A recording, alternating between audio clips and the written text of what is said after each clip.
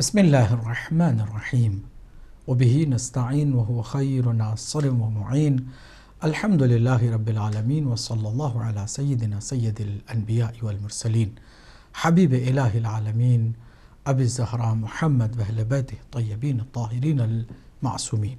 أما بعد، قال الله الحكيم في كتابه الكريم: بسم الله الرحمن الرحيم إنما يريد الله ليذهب عنكم الرجس أهل البيت ويطهركم تطهيرا. اللهم صل على محمد وآل محمد وعجل فرجهم. اللہ کی حمد و ثنا، اس کی تعریف و تمجید کے ساتھ خاتم المرسلین، حبیب الہ العالمین، نور السماوات والارضین، محبوب کبریا احمد مصطفیٰ صلی اللہ علیہ وآلہ وسلم اور آپ کے خاندان مطہر پر، خاص کر آپ کی بضعت اور لخت جگر فاطمۃ الزہرا سلام علیہا پر درود و سلام بھیجتے ہیں، اور آپ کی خدمت میں بھی مخلصانہ سلام پیش کرتے ہوئے آپ کا استقبال کرتے ہیں پروگرام تاریخ معصومین میں۔ ناظرین، چند اہم اعلانات کو میں چاہوں گا کہ آپ پوری توجہ سے سماعت فرمائیں۔ یہاں چونکہ بہت ساری اور بھی ہدایت ٹی وی کے اندر نئی پروڈکشنز اور پروگرامنگ کا سلسلہ تیزی سے بڑھ رہا ہے، اس لیے کچھ پروگرامز ہمارے کم ہم کرنے کا ارادہ رکھتے ہیں۔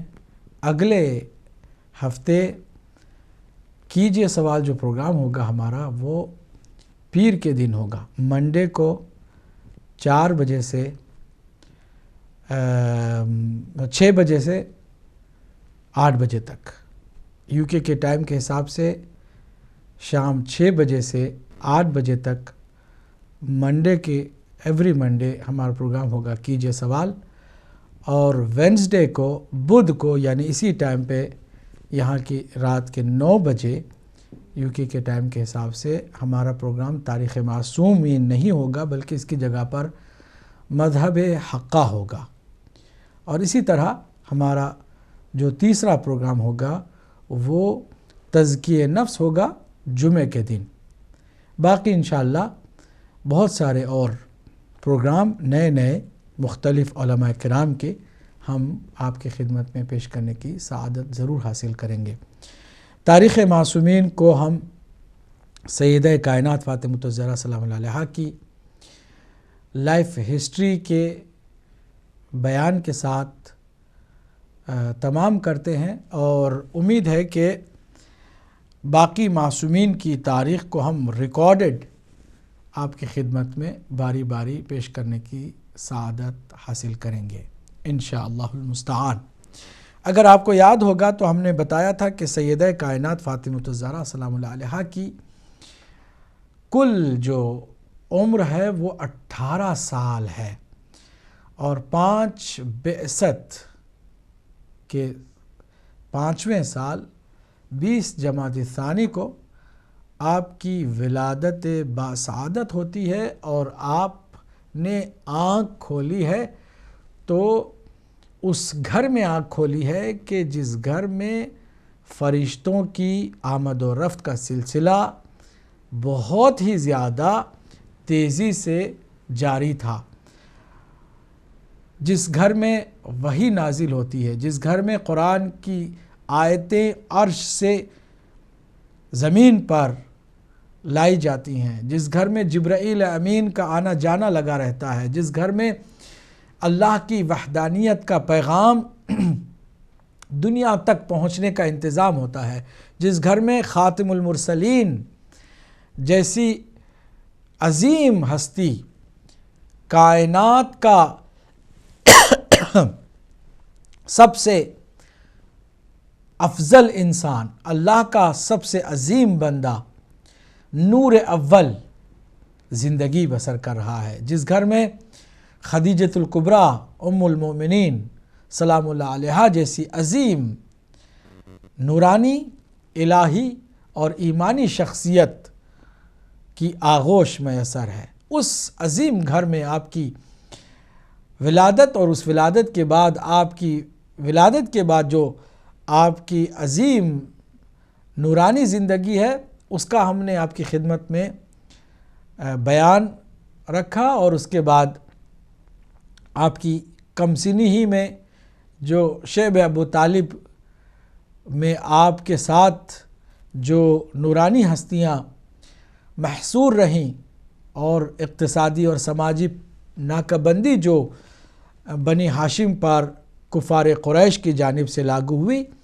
ان حالات کا بھی ہم نے ذکر کیا کہ کس طرح آپ اپنے والد اور اپنی والدہ اور دیگر ہستیوں، توحید کا کلمہ پڑھنے والوں اور توحید کا پرچار کرنے والوں کے ساتھ آپ نے بھوک کو بھی برداشت کیا اور پیاس کو بھی برداشت کیا اور ساری سختیوں کو جھیلا، اور اس کے بعد شیب ابو طالب سے ابھی فراغت ملی ہی تھی کہ دو عظیم داغ غم کے اور سوگ کے آپ کے دل پر نصب ہوئے۔ ایک داغ خود آپ کی والدہ ماجدہ اور عظیم خاتون کی وفات کا داغ تھا جو آپ کے سینے پر نہایت ہی کرب اور اندوہ کے ساتھ لگا، اور دوسرا داغ محسن اسلام حضرت ابو طالب علیہ السلام کی وفات کا داغ تھا۔ اس کے بعد آپ کے والد اور خاتم المرسلین صلی اللہ علیہ وآلہ وسلم بالکل اکیلے پڑ گئے، اور آپ ہی نے اپنے والد ماجد کے سہارے کے طور پر اپنی تمام تر خدمتوں کو پیش کیا، جس کے نتیجے میں آپ کو آپ کے بابا نے ام ابیہا کا خطاب دیا کہ اے میری لال، تم بیٹی نہیں ہو بلکہ اپنے باپ کی بھی ماں ہو۔ اس کے بعد ظاہر سی بات ہے کہ کفار قریش نے سرکار دو عالم صلی اللہ علیہ وآلہ وسلم کو حضرت ابو طالب کی وفات کے بعد بے سہارا پایا۔ اگرچہ اولاد ابو طالب موجود ہیں لیکن ان کو اندازہ نہیں ہے، مولا کائنات کی شجاعت کے جوہر ابھی نہیں دیکھے کیونکہ مولا کائنات ابھی نوجوان ہیں، اور دیگر اولاد حضرت عمران کی بھی شجاعت و بہادری کے انہوں نے جوہر نہیں دیکھے۔ ان کے اندر جرأت بڑھ گئی اور آپ پر طرح طرح کی مصیبتیں اور آفتیں لائی گئیں، اور نتیجے میں ایک بہت بڑا پلان کہ آپ کو رات کے وقت اچانک قتل کر دیا جائے۔ تمام قبائل سے نوجوانوں کو اکٹھا کیا گیا اور آپ پر حملے کی پوری تیاری ہوئی۔ اس کی خبر اللہ نے پیغمبر اکرم صلی اللہ علیہ وآلہ وسلم کو پہلے ہی دے دی تھی کہ اب آپ کو ہجرت کرنا ہوگا۔ حضرت رسالت میں آپ صلی اللہ علیہ وآلہ وسلم نے ہجرت کی، اور ہجرت کی وہ ساری داستان ہم نے آپ کی خدمت میں بیان کی۔ اس میں جو اہم رول جناب سیدہ کا ہے وہ بھی میں آپ کی خدمت میں بتاؤں کہ بابا سے جدائی بھی آپ کے اوپر کتنی گراں گزری تھی کہ ماں کا سایہ تو اٹھ چکا ہے، اور ایک باپ ہے اور وہ باپ بھی اللہ کے حکم سے مدینے کی طرف رواں دواں ہو رہا ہے، ہجرت کے لیے جا رہا ہے، اور آپ نے اس عظیم فرقت کا داغ بھی اپنے سینے پر اللہ کی رضا کی خاطر لیا۔ لیکن نبی مکرم صلی اللہ علیہ وآلہ وسلم نے اپنے بستر پر مولا کائنات کو شب ہجرت سلایا تھا، اور پھر وہ ساری امانتیں حوالے کی تھیں، اور یہ بھی بتایا تھا کہ جب امانتوں کو ان کے اہل تک پہنچا دو تو علی تم میری جو ہے بیٹی فاطمہ زہرا اور اپنی والدہ فاطمہ بنت اسد اور دیگر کچھ خواتین کو لے کر تم بھی ہجرت کر کے مدینے کی طرف آنا۔ نبی مکرم صلی اللہ علیہ وسلم تو چلے گئے، 3 دن کے بعد مولا علی علیہ السلام نے 3 فاطمہ نامی خواتین کو اپنے ساتھ، فواتم تاریخ نے لکھا ہے، فواتم کو اپنے ساتھ میں رکھا۔ 3 فاطمہ، ایک خود جناب سیدہ ہیں، اور ایک آپ کی والدہ ماجدہ فاطمہ بنت اسد ہیں، اور ایک فاطمہ بنت زبیر ہیں، زبیر بنت عبد المطلب. تو یہ عظیم خواتین ہیں، ان کو لے کے گئے، اور جو ہجرت کا سفر ہے وہ بھی آپ کی خدمت میں ہم نے بیان کیا کہ کس طرح مصیبتوں سے دوچار ہوئی ہیں سفر میں، جو حملے کیے گئے اور کفار قریش کی جانب سے جو رکاوٹ لانے کی کوشش کی گئی، اور مولا علی علیہ السلام نے کس طرح ان حملہ آوروں کا منہ توڑ جواب دیا، اور کس طرح آپ کو بحفاظت مدینے پہنچایا. ادھر سرکار دو عالم صلی اللہ علیہ وآلہ وسلم بھی منتظر ہیں، اور مدینے میں علی اور اپنی بیٹی کے بغیر داخل ہونا نہیں چاہتے ہیں، جبکہ لگاتار جو ساتھ میں صحابہ تھے ان کی طرف سے بڑا اصرار تھا کہ وہاں بے چینی سے لوگ مدینے کے انتظار کر رہے ہیں، ہمیں زیادہ ان کو انتظار نہیں کرانا ہے، جلدی چلیے یا رسول اللہ، استقبال کے لیے لوگ وہاں بے چین ہیں. وہ مولا علی اور آپ کی جو صاحبزادی ہیں وہ ضرور آئیں گی، وہ سیدھے مدینے میں آ جائیں گی، آپ کو یہاں انتظار نہیں کرنا ہے. سرکار نے کہا نہیں، جب تک کہ علی مجھ سے ملحق نہیں ہوتے، جب تک کہ میری بیٹی فاطمہ مجھ سے نہیں ملتی، میں مدینے میں داخل نہیں ہونا چاہوں گا. چنانچہ جب یہ جامع ہوئے، سرکار سے ملاقات ہوئی، پھر مولا علی کے ساتھ مدینے کے اندر سرکار دو عالم صلی اللہ علیہ وسلم داخل ہوئے، اور وہ ساری باتیں جو ہجرت کی ہوئیں. اب ہجرت کے پہلے سال ہی وہ وقت بھی آ گیا کہ سیدہ کائنات فاطمۃ الزہرا سلام اللہ علیہا کا رشتہ مانگنے والے مانگنے لگ گئے. ہر قبیلے کی تمنا تھی کہ سرکار دو عالم کے گھر ان کا رشتہ ہو اور ان سے ایک تعلق قرابت داری جو ہے وہ قائم ہو. ہر رشتہ مانگنے والے کے جواب میں سرکار نے صرف ایک ہی بات کہی کہ میں اپنے کسی ذاتی کام میں بھی خود سے کوئی فیصلہ نہیں لیتا ہوں، میں منتظر وحی ہوں. اللہ سبحانہ تعالی کی جانب سے وحی آئے گی، جس کے لیے ہوگی اسی کے ساتھ جناب سیدہ فاطمۃ الزہرا سلام اللہ علیہا کا عقد ہوگا. چنانچہ وہ ساری داستان پیغمبر اکرم صلی اللہ علیہ وآلہ وسلم نے کس طرح مولا علی علیہ السلام کے انتخاب کو اللہ کا انتخاب قرار دیتے ہوئے، اور یہ بات واضح کرتے ہوئے کہ اگر علی نہ ہوتے تو فاطمہ سلام اللہ علیہا کا کوئی کفو اور کوئی ہمسر نہ ہوتا. شادی ہوئی، اور شادی کے وہ سارے حالات ہم نے ایک ایک کر کے بیان کیے. شادی کے بعد سرکار دو عالم صلی اللہ علیہ وآلہ وسلم نے قیامت تک کے آنے والے مسلمان خاندانوں کے لیے بہترین مشعل راہ کے طور پر ایک اصول قائم کر دیا، اور وہ اصول یہ کہ سرکار نے آ کر مولا علی علیہ السلام کی ذمہ داریاں معین فرمائی، اور جناب سیدہ کائنات کی بھی ذمہ داری معین فرمائی. کہا علی تمہاری ذمہ داری ہے کہ گھر سے باہر کے جتنے بھی کام ہیں ان کاموں کو تم اپنے سر لو، اور سیدہ میری بیٹی فاطمہ گھر کے اندر کے جتنے امور ہیں وہ اپنے ذمہ لے. اس طرح واضح کر دیا کہ خواتین کی سب سے اہم ذمہ داری کیا ہوتی ہے، اور مرد حضرات کی سب سے اہم ذمہ داری کیا ہوتی ہے. اگر اس اصول پر امت مسلمہ کے خاندان چلے، فیملیاں ساری اسی اصول کو پریارٹی دے، تو یقیناً ہر گھر سے جو بچے تیار ہوں گے وہ بہت ہی ہونہار، تربیت یافتہ اور معاشرے کے لیے مفید بچے اور اولاد ہوں گے. اور اگر اس کا خدا نخواستہ الٹا ہو گیا کہ شوہر اپنے گھر میں بیٹھا ہوا ہے، بیوی باہر کام پہ چلی گئی ہے، اولاد کی تربیت کا جو معاملہ ہے وہ کھٹائی میں پڑ جاتا ہے، اور اولاد کی صحیح معنوں میں تربیت نہیں ہوتی ہے.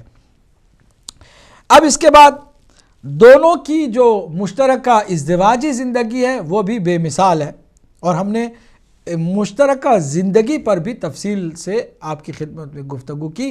آج میں تمام ان باتوں کو خلاصہ کر کے آپ کی خدمت میں پیش کر رہا ہوں، اسے کہ تاریخ معصومین کے اس سلسلے کو ہم آج کے اس پروگرام میں اختتام تک لے جانا چاہتے ہیں، سیدہ کی زندگی کے کچھ اہم حالات پر سرسری روشنی ڈالنے کے ساتھ۔ مشترکہ زندگی بہت ہی زیادہ خوشگوار کہ مولا کائنات گھر کے باہر کے تمام امور اپنے سر پر لے کر، اپنی ذمہ داری پر لے کر نبھا رہے۔ گھر میں بہترین جتنے بھی اہم کام ہیں وہ سیدہ نے اپنے سر لیا ہے، اور ایسے میں کنیز جناب فضہ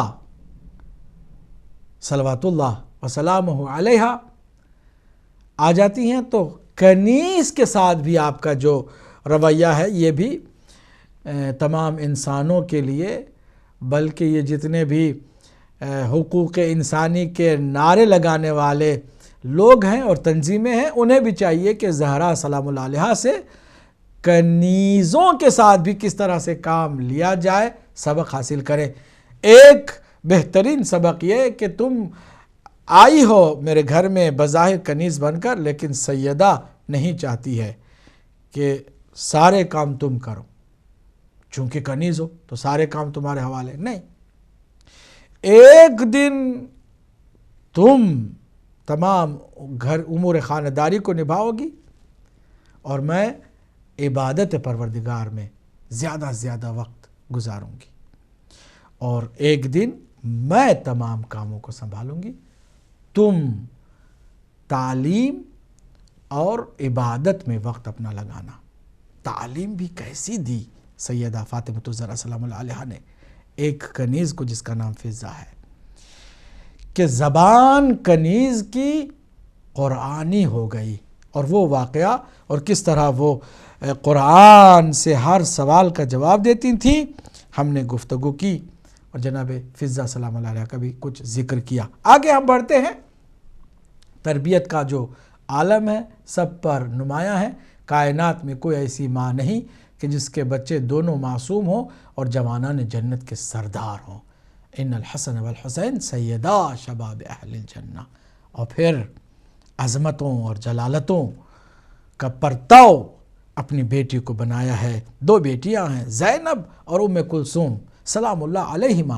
ان دونوں نے اپنی ماں کی عظمتوں اور جلالتوں کو ایسے اجاگر کیا کہ آج دنیا میں اگر اسلام نام کا کہیں مذہب ہے اور اس کا کوئی نشان ہے تو ان دو عظیم خواتین کی کربلا کے بعد قربانیوں کا نتیجہ ہے۔ جناب فاطمہ الزہرا سلام اللہ علیہا کی دو بیٹیاں، ایک کا نام زینب علیہ مقام، دوسرے کا نام جناب ام کلثوم علیہا السلام۔ اب اس کے بعد حالات تیزی سے پھر غم کی طرف بڑھنے لگے ہیں۔ خوشگوار کچھ ازدواجی زندگی کے دن کٹ گئے اور سرکار دو عالم صلی اللہ علیہ وآلہ وسلم کی رحلت کے دن قریب آنے لگے۔ رحلت سرکار دو عالم کے دن کے قریب آنے کو ہم سیدہ کی مصیبتوں کے دن کے آغاز سے تعبیر کرتے ہیں۔ کیوں؟ اس لیے کہ سیدہ نے اب ایک اور مصیبت کا منظر دیکھنا شروع کیا۔ وہ مصیبت کیا ہے؟ ایک اپنے بچپن میں اپنے بابا پر لگاتار پڑتے ہوئے پتھر کا منظر، زخمی باپ کی مرہم پٹی کا لگاتار بچپن میں کام، اور آخری دنوں میں جب کہ مسلمانوں کی تعداد اتنی زیادہ ہو گئی ہے کہ تقریباً 1.25 لاکھ کے قریب مدینے میں مسلمان صحابی اپنے آپ کو کہلانے والے اور سرکار دو عالم کا کلمہ پڑھنے والے ہیں، اب تو اس کو ایک ظاہری طور پر بھی شہزادی کے طور پر زندگی بسر کرنی ہے۔ اب تو بظاہر یہ لگتا ہے کہ سرکار کی اس اقلوتی نشانی کو یہ سارے کے سارے پروانے شمع رسالت کے سر آنکھوں پر بٹھائیں، لیکن عجیب انقلاب زمانہ، حضور کی رحلت کے دن قریب ہیں، خصوصاً آخری 5 دن سرکار کی رحلت کے اتنے تکلیف دہ ہیں کہ تاریخ پڑھ کر کلیجہ کانپ جاتا ہے کہ کیا کلمہ پڑھنے والوں نے اتنی جلدی. آخری دنوں کی بات ہے، سرکار بستر علالت پر ہیں، سیدہ سلام اللہ علیہا لوگوں کی بے رخی کو بھی محسوس کرنے لگی ہیں، باپ کی جدائی پر آنسو بہاتے ہیں. سرکار کے رخسار پر سیدہ سلام اللہ علیہا کی موتی سے زیادہ قیمتی آنسو کے قطرات گرتے ہیں. سرکار کی آنکھ کھل جاتی ہے، بیٹی تم نے مصائب میں میرے چچا کے شعر پڑھنا شروع کر دیے، جبکہ میری لال تمہارے لیے بہترین ذکر قرآن مجید کی یہ آیت ہے، وما محمد الا رسول قد خلت من قبلہ الرسل افإن مات او قتل انقلبتم علی اعقابکم. اس آیہ کریمہ کو تم دہراتے چلے جاؤ.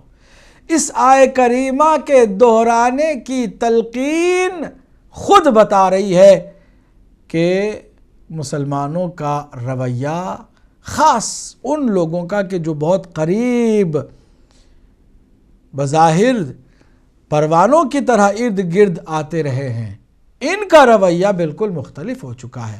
ورنہ سرکار اس آیہ کریمہ کو بار بار پڑھنے کی کیوں تاکید فرما رہے ہیں؟ کیا آیہ کریمہ ہے کہ محمد صلی اللہ علیہ وآلہ وسلم سوائے رسول کے کچھ نہیں، ان کی ہستی رسول کی رسالت کی ہستی ہے، رسالت سے وابستہ ہے. قد خلت من قبلہ الرسل، اس سے پہلے بھی بہت سارے رسول آئے. افإن مات، اگر موت طاری ہو جائے محمد مصطفیٰ صلی اللہ علیہ وآلہ وسلم پر، او قتل، یا قتل کر دیے جائیں، تو انقلبتم علی اعقابکم، کیا تم اپنے پرانے مذہب کی طرف لوٹ جاؤ گے؟ کیا تم الٹے پاؤں اپنی اسی بت پرستی کی طرف، دوران جاہلیت کی طرف لوٹ کے چلے جاؤ گے؟ اس آیہ کریمہ کا آخری دنوں میں سرکار صلی اللہ علیہ وآلہ وسلم کی جانب سے جناب سیدہ کی زبانی پڑھوانا واضح طور پر بتا رہا ہے کہ زمانے میں ابھی انقلاب آ گیا ہے. اب وہ فداکاریاں، وہ فدا ہونے کی باتیں، وہ سرکار کی باتوں پر لبیک کہنے والا سلسلہ نہیں رہ گیا ہے. نبی مکرم کے ساتھ لوگوں کا رویہ عجیب ہونے لگا ہے. 5 دنوں میں جو باتیں ہوئیں، میں جلدی چونکہ وقت کے دامن میں گنجائش نہیں ہے، اور چونکہ آج مجھے تھوڑا سا اس باب کو اختتام تک بھی لے کے جانا ہے، گزارش کروں گا کہ آپ جلدی سماعت فرمائیے. شاید آپ سے میں بہت کم کال لے سکوں گا، جلدی کوشش ہے کہ میں آپ کی خدمت میں وہ باتیں عرض کروں. پہلی جو بات ہوئی، حضور کہہ رہے ہیں کہ لشکر تیار ہو جائے، اسامہ بن ان کے ذریعے سے جیش اسامہ میں ان افراد کو حکم دیا کہ وہ نکلیں اور یہاں سے چلے جائیں، جا کر دشمن سے مقابلہ کریں، یہاں نہ رہیں. لیکن جانے کے لیے کوئی تیار نہیں. کیا ہوا؟ کوئی حکم کی تعمیل نہیں ہوتی ہے. دوسرا منظر، سرکار چند خاص لوگ کہ جنہوں نے حضور کے بعد کے تمام اختیارات کو اپنے ہاتھ میں لینے کی پراپر پلاننگ کر لی تھی، وہ جو خاص سیاسی لیڈر تھے، ان کو اکٹھا کیا. اس کے بعد قلم دعوات مانگا کہ لاؤ میں ایسی تحریر لکھ دوں کہ جس کے بعد نہ تم گمراہ ہوگے نہ تم کسی کو گمراہ کر سکو گے. یہ ہدایت نامہ میں تیار کر کے تمہیں دے دوں. سرکار کا حکم ہے. اللہ نے فرمایا کہ جب حکم آواز دے تو تم فوراً لبیک کہو.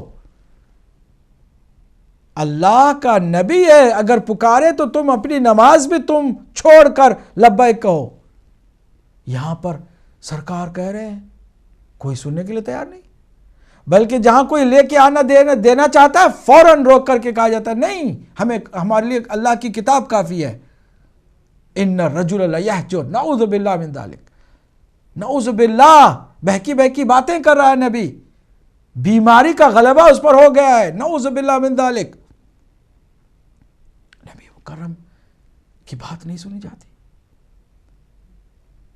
شور مچایا جاتا ہے.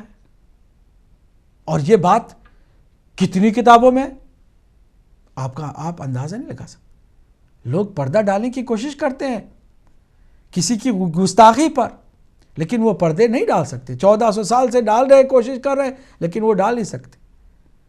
صرف صحیح بخاری کے اندر 7 جگہوں پر گستاخیاں جو آخری دنوں میں نبی مکرم کے ساتھ ہوئی اور جس نے کی ساری واضح طور پر آ گئی ہے.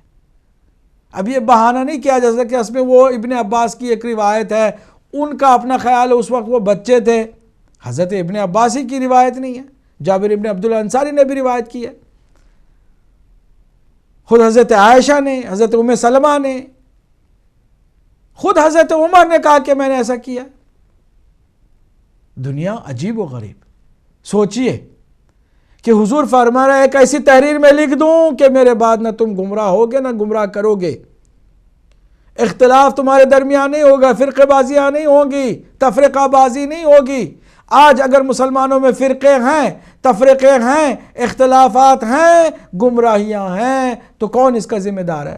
کوئی سوچے تو صحیح. نہیں سوچنے کے لیے تیار. یہاں پر ہے شخصیت پرستی، کسی کی محبت میں ایسے اندھے ہو جانا کہ سرکار کی بارگاہ میں آخری لمحات میں سرکار حکم کر رہے ہیں اور حکم کی تعمیل نہ کر کے گستاخی کی جا رہی ہے، اس پہ پردے ڈال دیا جاتا ہے. کیوں؟ کیونکہ ایک شخصیت سے ہمارا پیار ہے، محبت ہے، اس پہ ہم پردے ڈالتے ہیں.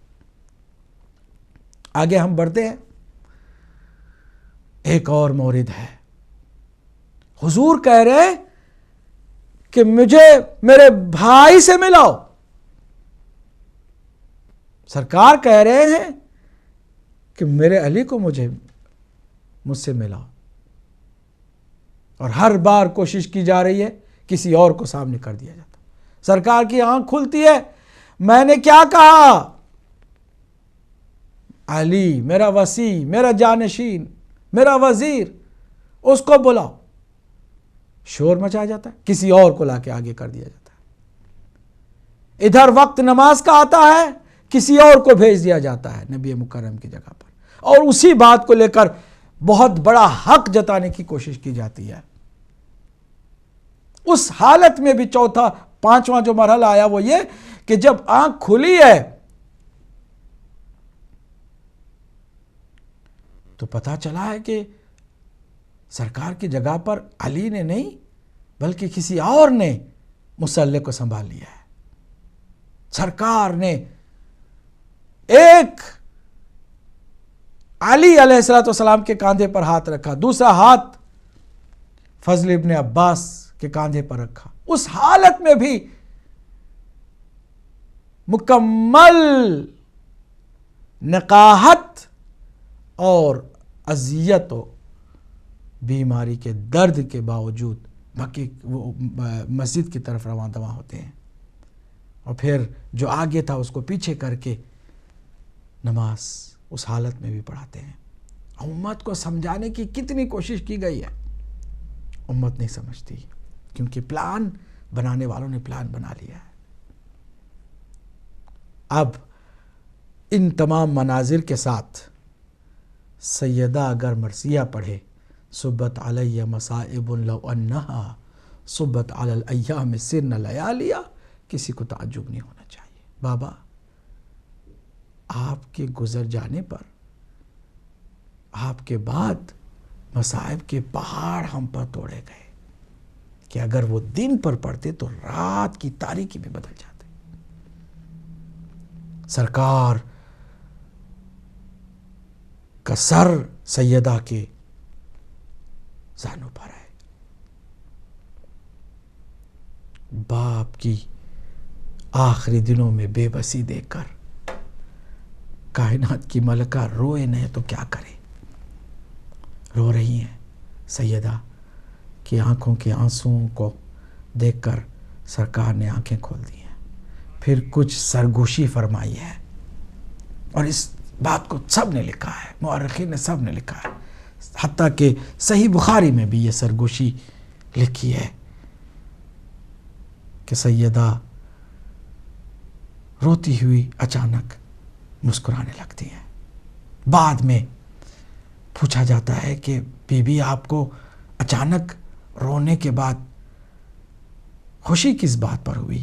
بابا نے آپ کی کیا کہا تھا؟ فرمایا میرے بابا نے کہا تھا کہ گھبراؤ نہیں بیٹی، سب سے پہلے تم ہی ہو جو مجھ سے ملنے والی ہو، یعنی تمہاری ہی شہادت ہونے والی ہے، تم ہی ہو جو سب سے پہلے مجھ سے ملاقات کرو گی، ملحق ہوگی مجھ سے. بخاری میں موجود ہے، سیاہ ستہ کی اور بہت ساری کتابوں میں موجود ہے، ساری جگہوں پہ یہ بات ہے.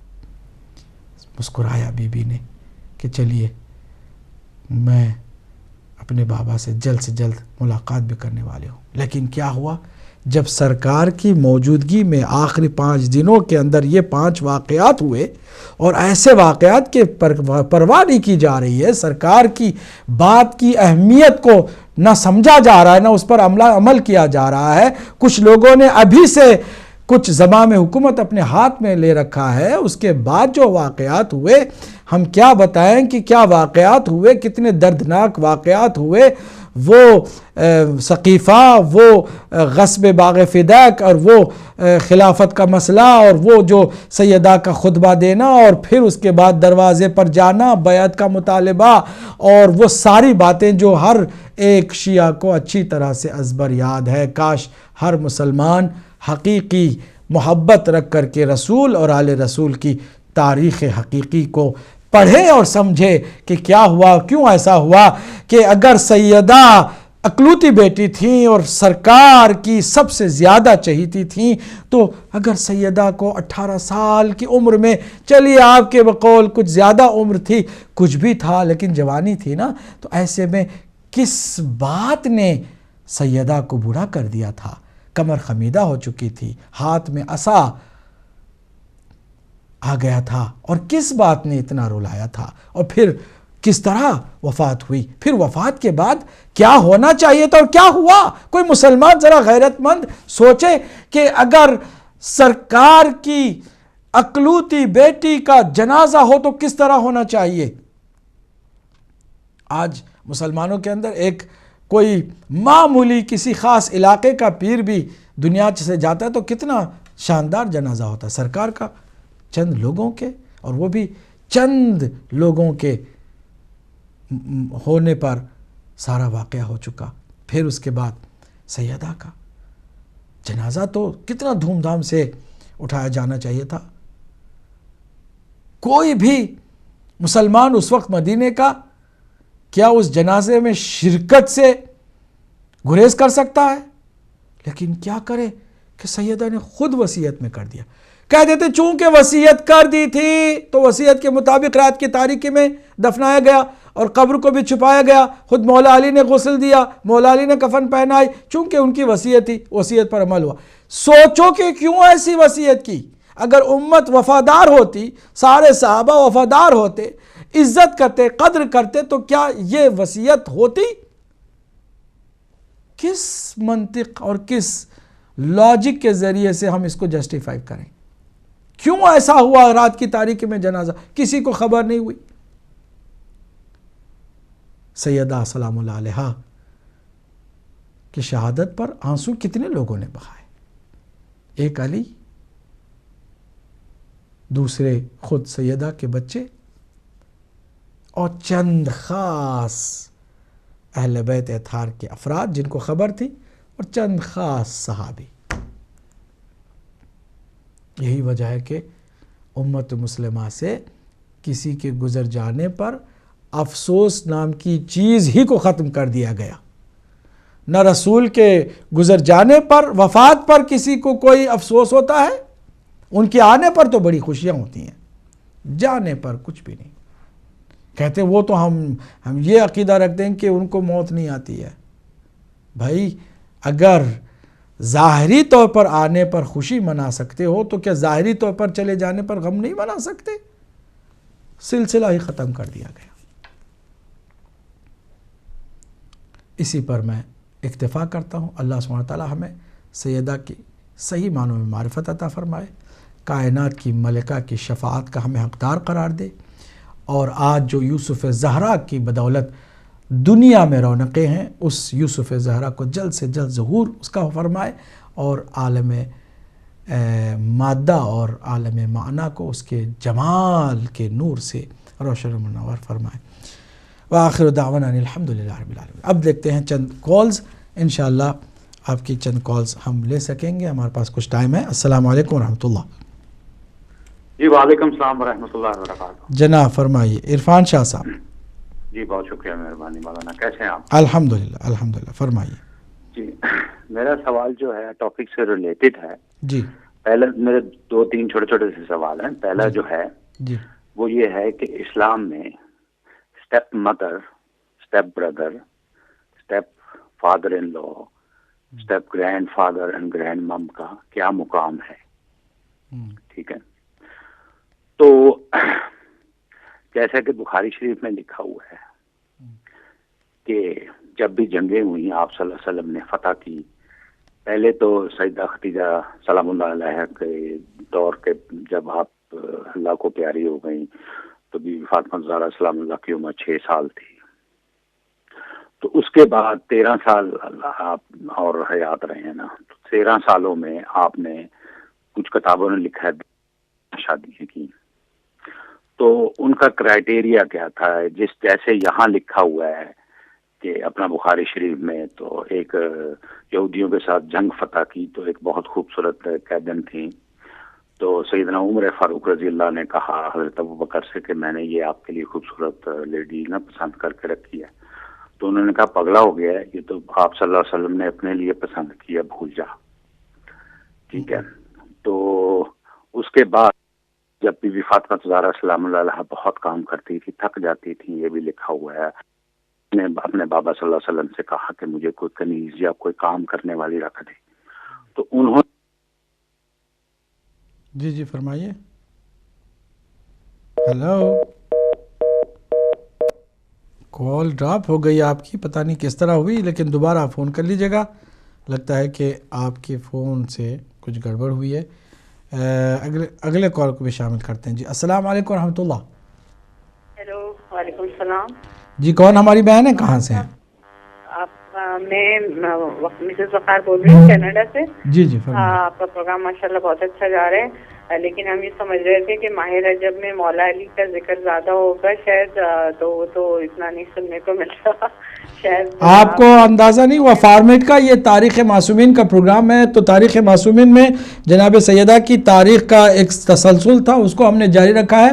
پروگرامز جو ہے نا 13 رجب کے انشاءاللہ بہت تیزی سے اور بہت زیادہ کثرت کے ساتھ آپ کو دیکھنے انشاءاللہ ملیں گے. لیکن یہ جو پروگرام تھا نا تاریخ معصومین، اس میں سیدہ کی تاریخ ہم بیان کر رہے تھے، آج ہم نے اس کو کمپلیٹ کیا تھا. جی فرمائیے. جی ضرور، بالکل صحیح، اچھا، بہت اچھا ماشاءاللہ. لیکن نہج البلاغہ وغیرہ سے بھی اگر کچھ اقتباسات ہوں تو بہت اچھا رہے گا. اور ایک مولانا صاحب ایک بات بتائیں گے کہ اگر میں 3 ہفتے کے لیے کہیں جا رہی ہوں سفر میں، تو کیا میں اپنے قضا روزے رکھ سکتی ہوں؟ اور دوسرا سوال یہ ہے کہ 3 ہفتے کے لیے 1 منٹ 3 ہفتے کے لیے کہیں جا کر کسی جگہ پر 10 دن سے زیادہ رکنے والی ہیں یا پھر سفر ہی میں لگاتا رہیں گی؟ یہ کیوں ہو رہا ہے بھائی؟ یہ آپ اچھا کال چھوڑ کے چلے گئی ہیں. چلیں کوئی بات نہیں، دوبارہ کر لیں کیونکہ وہ سوال مکمل نہیں ہو رہا. اس سے پہلے بھی سوال مکمل نہیں ہو رہا تھا. جی السلام علیکم ورحمۃ اللہ. جی وعلیکم السلام مولانا، سوری میری کال ڈراپ ہو گئی تھی، میرا سوال ادھورا رہ گیا. سوال جو میرا تھا جی وہ یہ تھا کہ آپ صلی اللہ علیہ وسلم یعنی کہ آپ بی بی خدیجہ سلام اللہ علیہ کی وفات کے بعد جی جب آپ صلی اللہ علیہ وسلم نے شادیاں کی 13 سال کے عرصے میں، تو بی بی فاطمہ الزہرا سلام اللہ علیہ کا کیا ایکشن تھا؟ کیا ریاکشن؟ اور آپ صلی اللہ علیہ وسلم ان کو ٹائم کب دیتے تھے؟ کیونکہ آپ صلی اللہ علیہ وسلم تو تبلیغ کرتے تھے یا جنگیں کرتے تھے تو رات کو زیادہ ہے اپنی ازواج کو بھی ٹائم دینا ہوتا تھا، تو ان کی عمر تو 6 سال تھی، تو کب آپ بی بی فاطمہ آپ کو اندازہ نہیں ہے میرے بھائی، آپ کو میں بتا دوں کہ جناب سیدہ کی شادی کے بعد سرکار دو عالم صلی اللہ علیہ وآلہ وسلم نے اپنی زندگی میں شادیاں کی ہیں. آپ کو تاریخ جو ہے دوبارہ پڑھنے کی ضرورت ہے. سرکار نے بی بی خدیجہ تو فوراً بعد نہیں کی ہے، کوئی شادی نہیں کی تھی، آپ فوراً شادی نہیں کی تھی. تو سلام اللہ علیہ سے شادی کی تھی ایک ہی. میں آپ کی خدمت میں عرض کر رہا ہوں کہ جب ہجرت ہو گئی نا، ہجرت مدینے میں آ گئے تو پہلے ہی سال سیدہ فاطمہ الزہرا سلام اللہ علیہ کی شادی ہو گئی مولا علی سے. ٹھیک، تو کتنی عمر تھی آپ کی تب؟ جب اس وقت آپ کی عمر 9 سے 10 سال کی تھی. میں نے سنا ہے کہ جب بی بی خدیجہ وفات پائی تھی تو آپ کی عمر 6 سال تھی، صرف 6 سال کی تھی. تو وفات کب ہوئی ہے؟ سنا ہے کہ مختلف کتابوں میں لکھا ہے بی بی فاطمہ سلام اللہ کی عمر 6 سال تھی. جب میں پوچھ رہا ہوں کہ 6 سال تھی وفات کی وقت، تو اس وقت بعثت 3 سال کا گیپ آتا ہے نا جب آپ کی شادی ہوئی ہے حضرت علی علیہ السلام سے. تو آپ نے پتہ ہے آپ صلی اللہ علیہ وسلم تو اتنے بیزی ہوتے تھے. میرے بھائی آپ نہیں سمجھ رہے ہیں. 6 سال کے بعد سرکار دو عالم صلی اللہ علیہ وآلہ وسلم کے ساتھ رہی، ٹھیک ہے، اور آپ ہجرت کر کے جب تشریف لائے نا یہاں مدینے میں، اس کے بعد سرکار نے شادی کی ہے. ٹھیک ہے، اچھا، تو پھر کوئی ایسی بات ہی نہیں ہے کہ سرکار نے نعوذ باللہ وہ شادی کر لی اور بچی جو ہے نا وہ اپنے گھر میں اکیلی، ایسا نہیں ہے. اور جو آپ بی بی فاطمہ الزہرا سلام اللہ علیہ نے جب شادی کر لی تھی تو آپ نے ریکویسٹ کی تھی آپ صلی اللہ علیہ وسلم سے کہ مجھے کوئی کنیز دیں کام کرنے کے لیے. ٹھیک ہے، بخاری شریف میں لکھا ہے آپ صلی اللہ علیہ وسلم نے کہا تم تسبیحیں پڑھا کرو. جی، آپ کے اوپر تسبیح نازل ہوئی تھی، اس کو بھی ذرا ایکسپلین کر کے بتائیں. جی ہاں، تسبیح کا ذکر یقیناً ہے، اور تسبیح کے 2 الگ الگ موارد بتائے جاتے ہیں. ایک تو خود شادی کے وقت جب اللہ کی جانب سے وہ تارا نشانی کے طور پر آیا تھا، جس کے دروازے پہ آنا تھا وہیں سے شادی مقرر ہونے والی تھی، تو سیدہ سلام اللہ علیہ نے 34 مرتبہ اللہ اکبر کہا، پھر 33 مرتبہ الحمدللہ کہا، پھر اس کے بعد 33 مرتبہ سبحان اللہ کہا، اور اس تسبیح کو اللہ سبحانہ وتعالیٰ نے پسند فرما دیا. حضور نے اس کو اپنی امت کا کے لیے سنت قرار دے دیا. معصوم تھی نا، زیادہ تر جتنی بھی آپ کی اسٹیپ مدر تھی وہ تو غیر معصوم تھی. جی، تو کیا پھر انہوں نے ان کی غیر معصوم نے معصوم کی تربیت کی ہے؟ تربیت کی بات کہاں ہو رہی ہے میرے بھائی؟ نہیں، جب بی بی خدیجہ سلام اللہ علیہ آپ کی میں بات نہیں سمجھ پایا ہوں. میں آپ کی خدمت میں جو گزارش کر رہا ہوں شاید میں آپ تک پہنچا نہیں سکا ہوں. آپ فون رکھیے گا، غور سے سنیے گا میں جو کہنے جا رہا ہوں، اس پر توجہ کیجیے گا تاکہ آپ جیسے بہت سارے لوگوں کی جو کنفیوژن ہے وہ دور ہو جائے. بات یہ ہے کہ سرکار نے شادی نہیں کی، شادی کی ہے جب آپ ہجرت کر کے مدینے میں آ گئے. مدینے میں جب آئے ہیں تو پہلے ہی سال مولا علی علیہ السلام کے ساتھ جناب سیدہ فاطمہ الزہرا سلام اللہ علیہ کی شادی کرا دی. اور شادی جب ہو رہی تھی تو سرکار کی یعنی سیدہ فاطمہ سلام اللہ علیہ کی عمر 9 سے 10 سال بتائی جاتی ہے. یقیناً 6 سال کی عمر میں والدہ کا انتقال ہو گیا، لیکن اپنے بابا کے ساتھ آپ رہی ہیں اور بابا نے کوئی شادی نہیں کی ہے جب تک کہ ہجرت نہیں ہوئی. اب اس کے بعد سلسلہ ازواج کا جو چلا ہے، اس وقت جناب سیدہ اپنے شوہر کے گھر ہیں، مولا علی علیہ السلام کے ساتھ ہیں. یہاں تربیت کسی کی لی نہیں ہے سیدہ نے. وہ جو غیر معصوم خواتین ہیں وہ آئیں اور وہ سیکھیں جناب سیدہ سے. ان کے لیے بھی رول ماڈل جو ہے وہ فاطمہ الزہرا سلام اللہ علیہ ہیں، اور کوئی سیدہ کے لیے رول ماڈل نہیں ہے. میں سمجھتا ہوں کہ اس سے زیادہ اور کیا وضاحت کر سکتا تھا آپ کی خدمت میں. اگر کوئی کالر ہیں اور تو ان کو بھی لے لوں، 2-4 منٹ اور ہیں.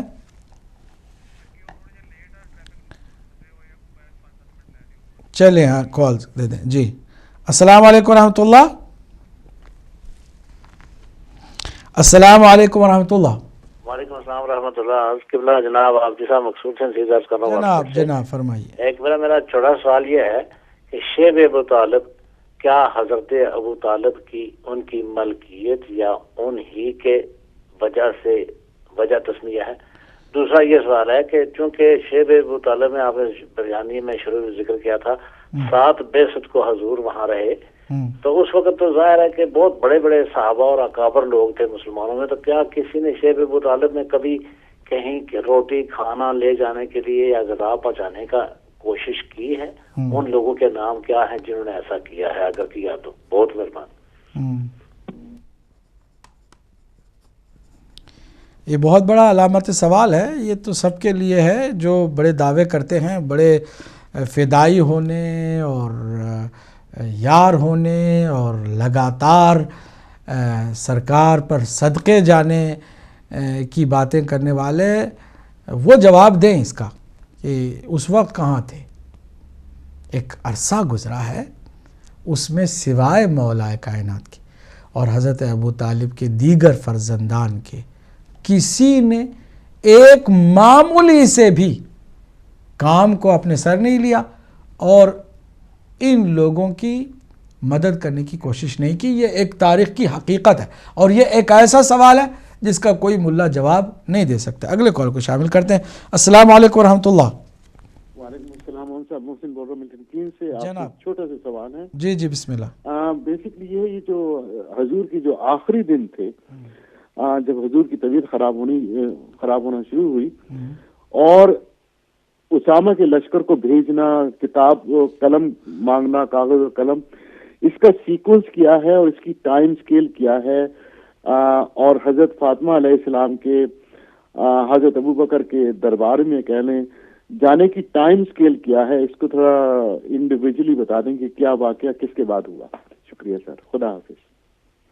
خدا حافظ. بہت شکریہ محسن ملٹن کین سے. اور اگر کوئی کہاں ہے کالر تو ہم لیں، ٹائم ہمارا تمام ہوا جاتا ہے معذرت کے ساتھ.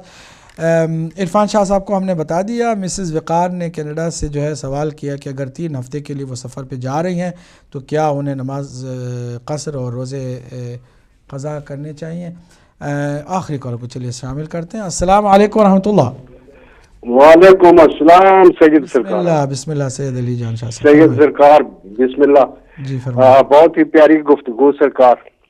بے شک سید بادشاہ آپ کی گفتگو میں واقعی اثر ہے. اور دوسری بات یہ ہے کہ سرکار نے جب یہ فرما دیا سرکار کے فاطمہ میرا حصہ ہے، اور کیا تاریخ میں کہیں یہ ہمیں بات ملتی ہے کہ سرکار بی بی پاک سرکار کی کسی دوسرے نے پرورش کی ہو؟ تاریخ اس بارے میں بالکل کوئی بات ایسی نہیں ہے کہ تاریخ نے کہا ہو کہ فلاں شخص سوائے رسول کے کسی اور نے ان کی پرورش کی ہو. تو جب حصہ ہے رسول کا تو رسول کے لیے ٹائم پھر فاطمہ سلام اللہ علیہ کے لیے نہیں ہے تو اور کس کے لیے ہوگا؟ تو سرکار کا یہ بھی کہ سب سے آخر میں جب جاتے تھے مدینے سے تو سب سے آخر میں بیوی سے ملتے تھے، اور جب واپس آتے تھے تو سب سے پہلے بیوی سے ملتے تھے. تو جہاں تک فلسفہ ہے اسٹیپ مدر یا اسٹیپ فادر کا، ماں باپ وہی نہیں جن سے انسان جنم لیتا ہے. یہ تو ایک اسٹیپ مدر اور اسٹیپ فادر کا انگلش میں جو محاورہ ہے یا ہمارے ملک میں بھی ہے، وہ ایک ادب کے لیے یا اس کی ریسپیکٹ کے لیے کوئی باپ کی بیوی ہے یا ماں کا وہ دوسرا شوہر ہے اس کی عزت کرنے کے لیے استعمال ہوتا ہے. حقیقت میں اس کی کوئی حقیقت ہے کہ وہ ماں ہے اور وہ باپ ہے جو سوتیلے ہوتے ہیں. شکریہ جی. شکریہ. بہت عمدہ آپ نے گفتگو فرمائی. حقیقت حال یہ کہ شرعاً بھی کوئی ذمہ داری نہیں بنتی ہے. اسٹیپ مدر کی کوئی ذمہ داری نہیں ہے، اسٹیپ فادر کی بھی کوئی ذمہ داری نہیں ہے، کیونکہ خونی رشتہ کوئی نہیں ہے. جب خونی رشتہ ہی نہیں ہے تو جو خونی رشتے کے تقاضے ہیں وہ تقاضے بھی نہیں ہیں، لہٰذا ذمہ داریوں کا جو تعلق ہے وہ تو نہیں ہوگا. اگر کوئی کر دے تو بہت اچھی بات ہے. انسانیت کے ناطے، انسان ہونے کے ناطے، بحیثیت انسان اگر کسی کی کوئی خدمت کرے، مدد کرے تو اور بات ہے. جناب سیدہ کے لیے کسی ایک بھی زوجہ نے نہ دعویٰ کیا کہ میں نے کوئی خدمت کی ہے، نہ سیدہ نے کسی سے خدمت لی ہے. نہ اس طرح جو پرورش کی بات ہے. جہاں تک رہی بات اسما بنت امیس کے گھر آنے جانے کی، وہ تو حضرت جعفر طیار کی جب بیوی تھی تب سے حضرت اسما بنت امیس شیدائی تھی سرکار دو عالم صلی اللہ علیہ وسلم کی اس عظیم بیٹی کی، کہ جو خاتون جنت ہیں، جو جوانان جنت کی کے سرداروں کی ماں ہیں، خود سیدہ ہیں، اور جو معرفت رکھتی تھی خاتون، وہ ضرور آپ کی خدمت کو شرف سمجھتی تھی، لیکن پرورش کا جو تصور ہے وہ ہرگز نہیں ہے. رسول اکرم صلی اللہ علیہ وسلم کے علاوہ کوئی بھی جناب خدیجہ کے بعد آپ کی پرورش میں حصے دار نہیں ہے. لوگ کوئی سمجھتا ہے تو وہ غلط سمجھتا ہے، کیونکہ کہیں کچھ بھی کسی بھی لحاظ سے کوئی دلیل اس کے لیے نہیں ہے. بالکل آپ نے بجا فرمایا ہے. اگر کوئی کالر نہیں ہے تو میں بات کو سمیٹوں. شعب ابی طالب میں کیا یہ حضرت ابو طالب سے منسوب صرف جگہ ہے یا خود ان کی جگہ؟ یقیناً ان کی جگہ ہے، اور آپ کی ملکیت میں آپ نے جب اپنے خاندان کے لوگوں کو اکٹھا کر لیا تو محصور ہو گئے، یعنی باقاعدہ ان پر اجتماعی اقتصادی بائیکاٹ کر کے پابندی لگا دی گئی تھی کہ کوئی نہ ان سے لین دین کرے گا، نہ ان سے کوئی راہ و رسم رکھے گا. چلیے آخری کالر کو بھی میں شامل کر لوں. السلام علیکم ورحمۃ اللہ. وعلیکم. وعلیکم السلام. کون میرے بھائی، کہاں سے ہیں؟ میں جناب یہ مولانا سے سوال کرتا ہوں. میں ڈاکٹر جعفری بول رہا ہوں. ڈاکٹر جعفری صاحب کہاں سے بول رہے ہیں؟ گولبے سے بول رہا ہوں مولانا. آپ سے وہاں ملاقات ہوئی تھی، یاد ہوگا، مظفر جعفری، ڈاکٹر مظفر جعفری. اچھا، مجھے یہ پوچھنا تھا مولانا صاحب کہ وہ یہ جو ہسٹوریکل واقعات ہیں جی، تو اس کے ڈیفینس میں یا اس کی موافقت میں وہ کہتے ہیں کہ صاحب ان کو تو شیر و شکر تھے، اور یہ آپ لوگوں نے باتیں بنا دی کیونکہ انہوں نے اپنے بچوں کے نام ان کے ناموں پہ رکھے. تو یہ دلیل دیتے تو کیا واقع میں حضرت علی کے یا امام حسین کے بچوں کے نام تھے ان کے ناموں پر؟ ان سے میں ایک سوال کرتا ہوں ڈاکٹر جعفری صاحب. جی جی، آپ خالی سنیے، ابھی آپ فون رکھ دیجئے گا اور سنیے گا. نام کا جو چکر ہے، حقیقت کو بغیر دیکھے جو واقعات تاریخ میں مسلم ہیں ان کے ہوتے ہوئے ایک نام کا جو چکر ہے وہ کتنی دفعہ ریپیٹ کیا جاتا ہے، 100 مرتبہ تو جواب دے دیا جا چکا ہے، اچھی طرح سے دیا جا چکا ہے. نام کا چکر، میں ایک مثال دیتا ہوں. اس وقت عربستان سعودی میں، سعودی عربیہ میں جو کنگ ہے، بادشاہ ہے، اس کا نام ہے عبداللہ. دنیا میں کتنے ایسے بچے پیدا ہوتے ہیں جن کے ماں باپ اپنے بچوں کا نام عبداللہ رکھتے ہیں؟ تو کیا سب کے سب اس بادشاہ کی محبت میں یا اس کی کسی تعلق کی بنیاد پر اپنے بچے کا نام عبداللہ رکھتے ہیں، یا پھر نام چونکہ عبداللہ ایک اچھا نام اور مشہور نام ہے اس لیے اپنے بچے کا نام رکھتے ہیں؟ اس وقت کی بات اگر سمجھ میں آ جائے نا تو اس وقت کی بات بھی اچھی طرح سے سمجھ میں آ جائے گی. عبداللہ کتنے بچے دنیا میں پیدا ہوتے ہیں اس وقت جن کے نام رکھتے ہیں؟ اور میں جانتا ہوں ان لوگوں کو کہ جنہوں نے اپنے بیٹے کا نام عبداللہ رکھا ہے، اور بادشاہ جو عبداللہ ہے سعودی عرب کا، اسے اپنا سب سے بڑا نفرت کا مرکز سمجھتے ہیں. منفور ترین آدمی ان کے نزدیک وہی ہے جو کنگ عبداللہ ہے، لیکن اپنے بیٹے کا نام عبداللہ رکھا ہوا ہے. تو کیا ممکن ہے؟ جی ہاں ممکن ہے. نام ہو سکتا ہے کہ کچھ نام ایسے مشہور اچھے نام ہوں کہ جو رائج ہوں. اب جن کے بچے زیادہ ہوں اور زیادہ بچوں کے لیے نام بھی زیادہ چاہیے، اگر کوئی پاپولر نام ہے اس کو رکھ دیا گیا ہے تو اس کو اگر آپ نے کسی اور اس وقت کے رولر کے ساتھ جوڑ کر کہیں کہ ان کے ساتھ کوئی دشمنی نہیں تھی اور وہ شیر و شکر تھے، شیر و شکر تھے یا نہیں خود ان دونوں سے پوچھ لو، مولا علی سے پوچھو اور پھر ادھر ان سے پوچھو. مولا علی سے پوچھنا ہو نہج البلاغہ پڑھو، دوسرا خطبہ ہے، خطبہ شقشقیہ، خود ان سے پوچھو مولا علی کے ساتھ کیا ان کے تعلقات ہیں. اگر ایسا ہے، کسی بھی ان حکماء میں سے، ارباب اقتدار میں سے کسی نے اپنے بچوں کا نام علی رکھا ہے؟ حسن رکھا، حسین رکھا؟ نہیں رکھا، کیونکہ یہ نام مخصوص ہیں، یہ نام مخصوص ہیں۔ اس وقت اگر کسی کا نام علی رکھ دیا جاتا تھا تو واضح تھا کہ یہ علی کس نام سے منسوب ہے۔ کیوں؟ اس لیے کہ وہ نام یونک نام تھے، لیکن باقی نام عمر، عمر، ابو بکر، زید، حارث، خالد، یہ نام کامن نام تھے اور پہلے سے چلے آ رہے تھے۔ ناموں کے چکر سے کوئی باہر نکلنا چاہے تو آج کی اس چھوٹی سی مثال پر ہی توجہ کر لیں جو میں نے دی، عبداللہ جو اس وقت موجود ہے، کنگ عبداللہ، بہت سارے لوگوں کے نام، بچوں کے نام عبداللہ، تو اس سے کوئی نہیں۔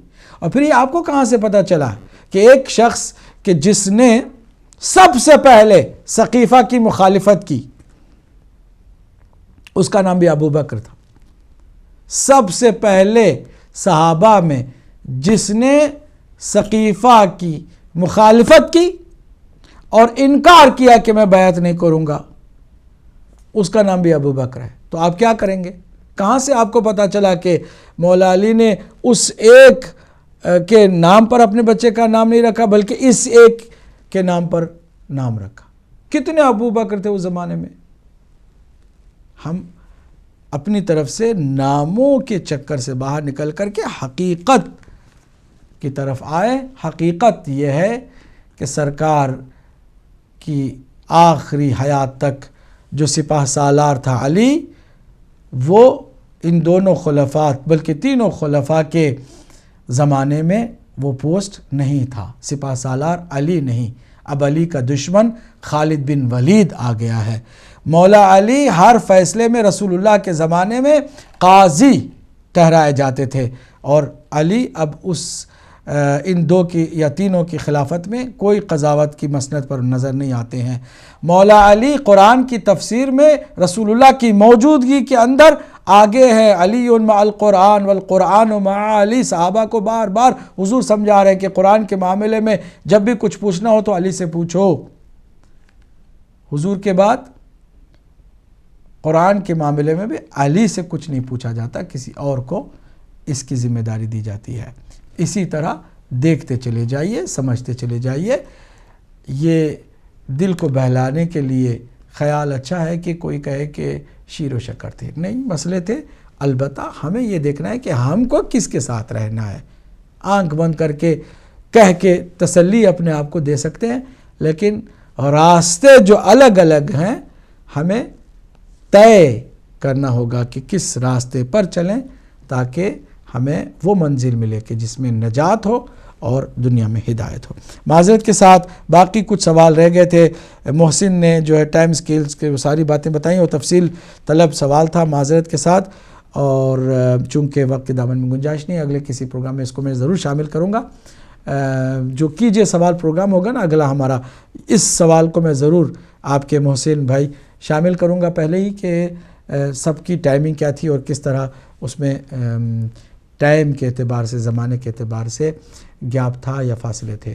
ہمیں دعاؤں میں یاد رکھیے گا۔ اللہ ہم سب کو دنیا میں اہل بیت اطہار اور قرآن کے ساتھ منسلک رکھے، آخرت میں بھی انہی کے ساتھ محشور کرے۔ والسلام علیکم ورحمۃ اللہ وبرکاتہ۔